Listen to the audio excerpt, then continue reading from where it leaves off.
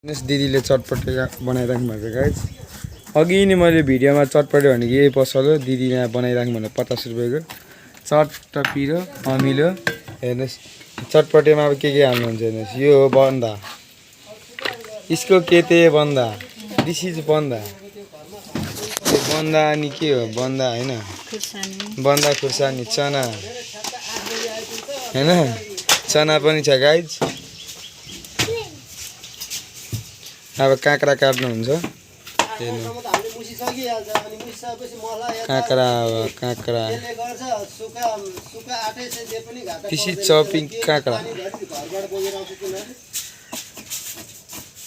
यहाँ आउनुहोस् गाइज हैन लोकेसन यही हो म बोलाउँछु त्यसलाई परवानीपुर जाने बाटो यस्तो मिठो बनाउनुहुन्छ नि मलाई पैसा दिनु पनि छ त्यो दाइ जुन आउनु भएको थियो नि हिजो दिदी नखाने मान्छे पनि भोलि 100 रुपैयाँको बनाएर खानुपर्छ भने दिदी यो त आफ्नो पैसाले अहिले खान आँटेको त्यो दाइले त अहिले 2 बजे त्यो दाइले आफै ल्यायो हजुर हातले 2 चोटि ल्याएर खाथ्यो नि त अब यहाँ हेर्नुहोस् गाइज उयो गयो चाउचाउ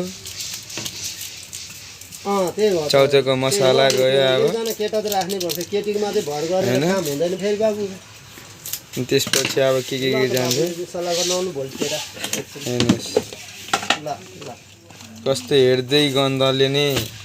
मोहित भइसक्यो दामी ल पत्रकार भन्दैन पत्रकारी भनेको घर सर यो टुटल फुटल सब भन्छन् अब यो अमिलो हो क्या अरे अब तेल